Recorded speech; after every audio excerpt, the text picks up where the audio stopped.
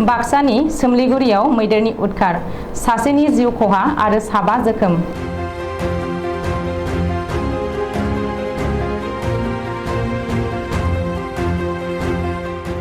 बाक्सा जिल्लानि भारत-भुटान सिमना ओनसोलाव रायजो जानाय सुबुंफोर आरो हाग्रानि मैदेरनि गेजेराव दाङाबाजिया गोदान बाथ्रा नङा।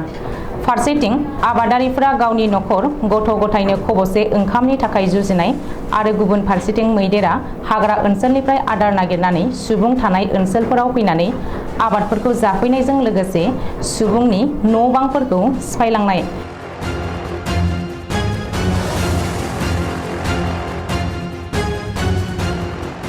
बाक्सा जिल्ला बाथाबारि हाग्रा मावख' एबा बरबरि थानानि सिङाव थानाय खैरानि सोमलिगुरि गामियाव हरनि समाव आदार नागिरनानै फैनाय हाग्रानि मैदेरा रबिन्द्र बर' मुंनि सुबुंखौ गाग्लोबनानै जिउ फोजोबलाङो।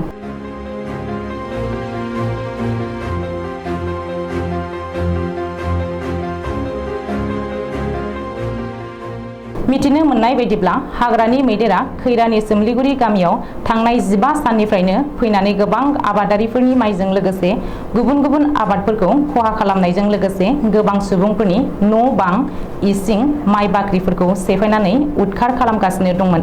बेखौनो लानानै थांनाय मोनायाव मैदेरखौ गामि सेरनिफ्राय होहरनो थांनायावनो खास्रि-बिस्रियै दुखुनांथावै जिउ फोजोबजानाय बे जाथाया जानो मोनो।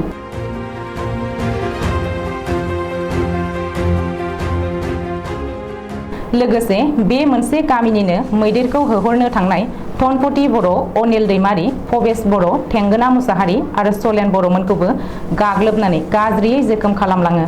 मिथिनो मोननाय बायदिब्ला जोखोम जानाय सुबुंफोरखौ देहा फाहामसालियाव फाहामथाय होनो दैथायहरनाय जायो।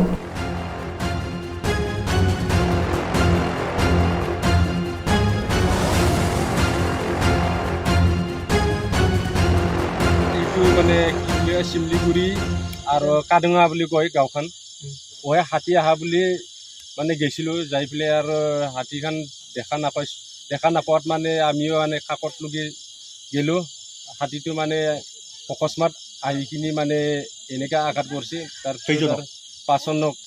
পাঁচজন মানে 6 জনে একজনটো মানে বিচাৰি পোৱা নাই আৰু নাম কি তাৰপিছত আৰু আমাৰ ইফালে উত্তৰৰ পৰা মানে হেৰি অজিত আৰু ধনপতি আৰু ইফালে হল ফৰেষ্ট আৰু ঠেংনা আৰু চলেন আৰু ৰবীন্দ্ৰ বুলি কোৱাটো ইটো বিচাৰি পোৱা নাই। এতিয়া একজনক হেৰি কুমৰিকাটা নিছি আৰু বাকীখিনি মছলপুৰত নিছি নেকি। কিমান হাতী আছে? হাতীটো দুটাই আছে। হাতী দুটা ইয়াত কিমান দিন ধৰি মানে আহিবা মানে 1 সপ্তাহৰ বেছিয়ে হ'ল ধৰ লওক আজি দিয়ে আৰু 8 দিনমান হ'ল। ফৰেষ্টাৰ বন বিভাগৰ লগত কোনোবা আহিছে না হাতী খেদিব? নাই অহা নাই, কায়ো অহা নাই।